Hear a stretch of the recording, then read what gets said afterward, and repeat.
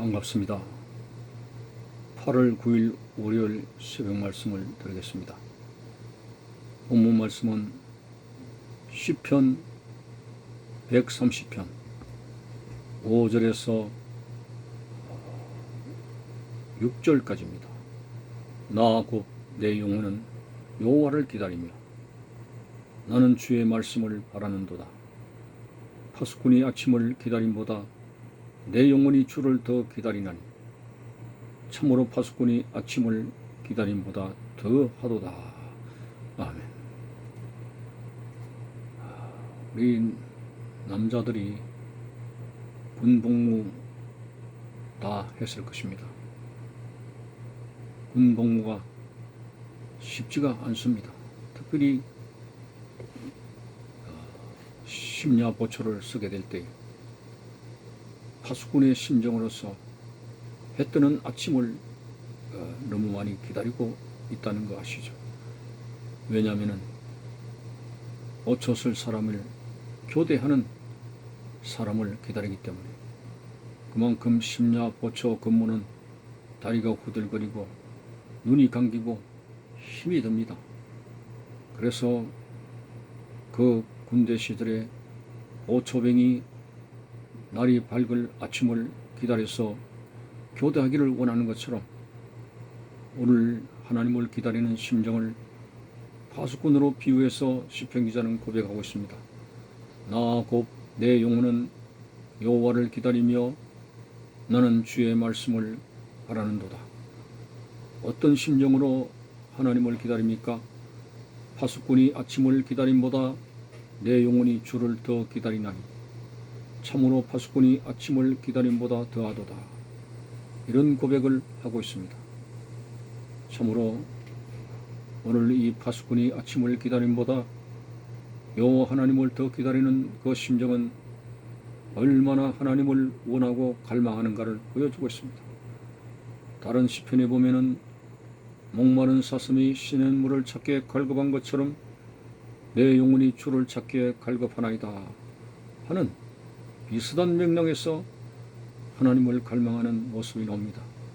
목마른 사슴이나 심야의 보초를 쓰는 파수꾼이 아침을 기다리는 것이나 공통적으로 하나님을 얼마나 갈망하는 모습인가를 보여주고 있습니다. 여기에 대해 성경적인 약속은 하나님이 외면하신다는 말씀 없습니다. 나를 간절히 찾는 자가 나를 만날 것이요 라는 말씀 있지 않습니까? 이렇게 하나님을 간절히 찾는 자가 결코 하나님으로부터 따돌림받은 사실이 없습니다. 예수님께서도 길을 지나가실 때 정말 기구한 사람들이 예수님 앞에 만나기를 갈망한 고백들이 많이 있습니다만 특별히 소경 같은 경우에 길가에 앞을 보지 못하는 소경, 앞을 보지 못하기 때문에 평생 거린의 생활을 해야 되는 비참한 인생, 다윗의 자손 예수여 나를 불쌍히 여기달라고 얼마나 간절하게 부르짖습니까? 당시에 소경이나 창기나 쉐리 이런 사람들은 비천한 삶에도 불구하고 종교적으로도 인정받지 못하고 외면당하는 그러한 교리에 서서 그들은 적막한 삶을 살아가야 했습니다. 그런 사람을 돌아보지 않습니다. 그들이 부르짖을 때에 사람들은 심지어는 제자들까지도 조용히 하라고 소경 주제에 먼 주님을 만나겠다고 이런 상황이었습니다. 그 누구도 그들 떠보지 않은 그런 소경 예수님은 가시던 길을 멈추고 그를 만나시며 소원을 들어주기를 원했습니다. 내가 너에게 무엇을 하여 주기를 원하느냐? 예, 보기를 원합니다. 내 소원대로 될지어다. 이렇게 빈부귀천을 막론하고 자신의 어떤 사회적인 어떤 것을 떠나서도 하나님을 갈망하게 됩니다. 예수님을 갈망하게 되면 만나주심의 역사가 나타나게 되고 그 만나주심을 통해서 오늘 우리의 신적인 모든 것이 고백되어지는 상황에서 하나님은 우리를 치유하시고 문제 해결을 주시고 사막에서 오아시스를 경험하듯이 성령의 생수를 공급받는 놀라운 안위함을 받게 된다고 하는 것입니다. 여러분, 하나님은 죽은 자의 하나님이 아닙니다. 만일 하나님이 죽은 자의 하나님이라면 결코 아브라함, 이삭, 야곱을 그냥 부르시지 않았을 것입니다. 고 아브라함, 고 이삭, 고 야곱이라고 고자가 달리는 통상 용어가 따를 것입니다. 그러나 그 말씀을 하시면서 나는 죽은 자의 하나님이 아니요 산 자의 하나님이라고 했습니다. 살아계신 하나님께서 오늘도 인류의 역사를 주관하시고 오늘도 자신에게 부르짖는 그 자의 소리를 찾고 있다는 사실을 아십니까? 요한복음 4장 24절에 예배는 신령과 진정으로 이루어져야 된다고 했고 이렇게 신령과 진정으로 예배하는 자들을 찾으신다고 하신 것처럼 하나님을 향해서 갈망하는 자들 하나님께서 눈여겨보시게 될 것입니다. 심지어 하갈 같은 사람도 본초의 소생에서 난 그러한 아들 이삭과 관계없는 사람입니다. 하갈은 이스마엘을 낳게 됩니다마는 본초 사라의 미움을 받고 광야로 쫓겨나지 않습니까? 이런 주인으로부터 당연히 쫓겨남을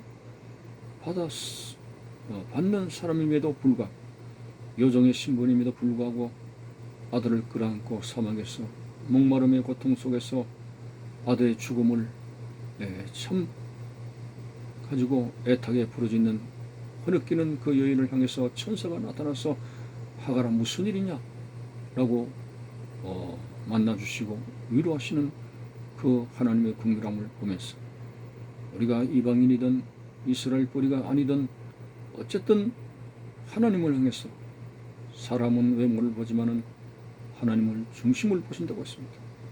간절한 마음을 하나님께 아뢰게 되면 우리 하나님은 우리를 만나주심의 역사가 나타나고 우리 인생사의 여러 가지 고통과 문제 해결의 치료가 하나님께로부터 일어나게 될 것입니다.